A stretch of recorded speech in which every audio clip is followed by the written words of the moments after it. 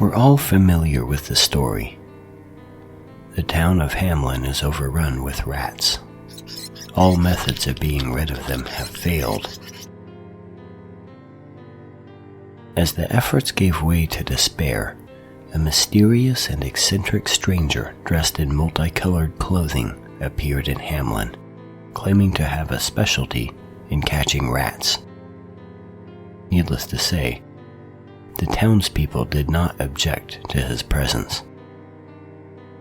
In fact, the mayor requested a meeting with him, wherein the piper was offered 1,000 guilders if he could rid the town of Hamelin from their little rat problem.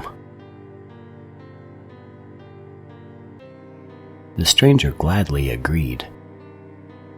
That evening he brought out a pipe that he carried with him and played music that brought every rat in Hamelin out of its hiding place and into the street.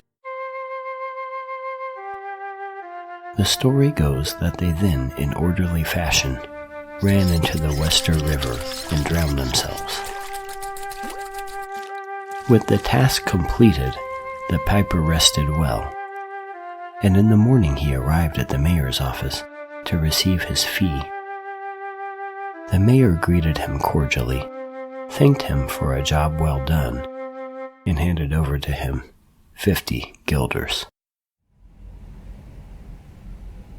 What is this? Your fee, of course. The fee was 1,000. This is 50. Well, things being what they are, I'm sure you understand. I don't understand. I want my fee.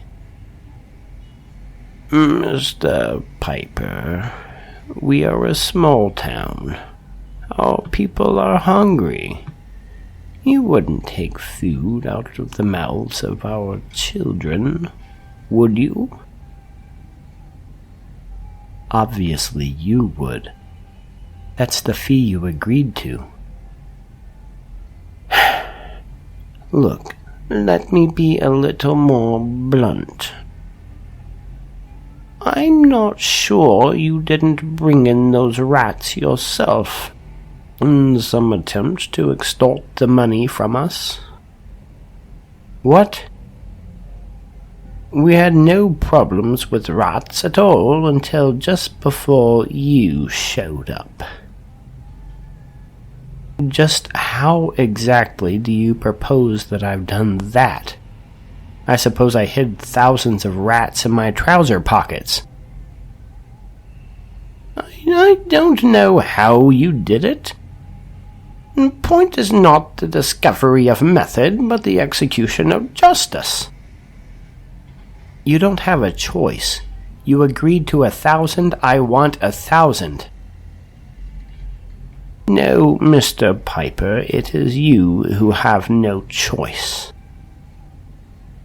Realizing that he was not going to get his money, he turned to leave, but stopped short of the door and looked back at the mayor over his shoulder. You realize that if I walk out of this door, this is over. You'll never see me again.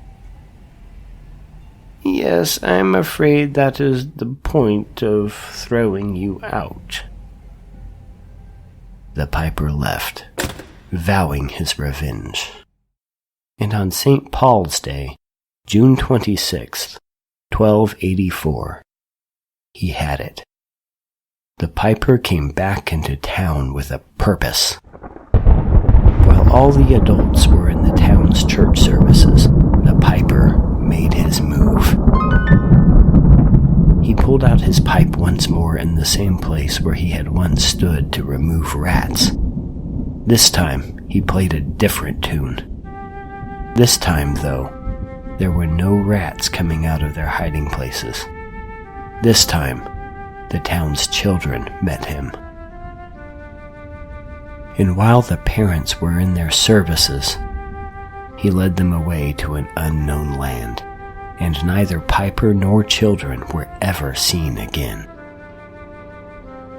One little boy, who used crutches followed but could not keep up and lost the crowd. He was later found and related what had happened to the adults. And, try as they might, nobody ever found the piper. The moral of the story? Pay the piper what he's due. Why is this on the list of mysteries? Are we simply including every urban legend ever told as a mystery? Of course not.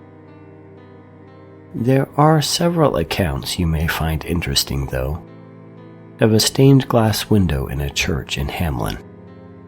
It was placed there in 1300 and depicts a piper leading multiple children. Stained glass windows were not decorative at that point in time. They existed to convey a story of significance. The events in the tale above would, of necessity, be significant.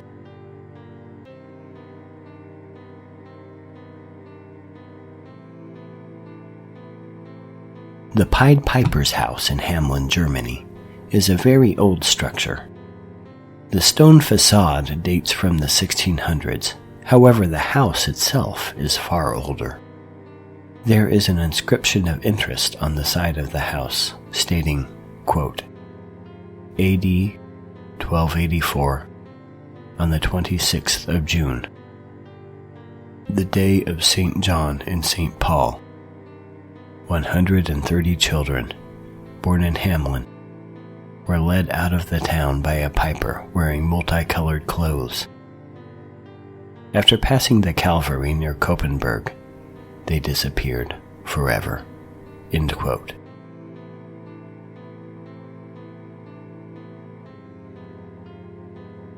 A final puzzling piece of evidence comes to us from the Hamelin records.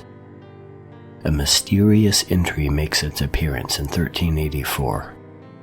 It reads simply, quote, "It is 100 years since our children left."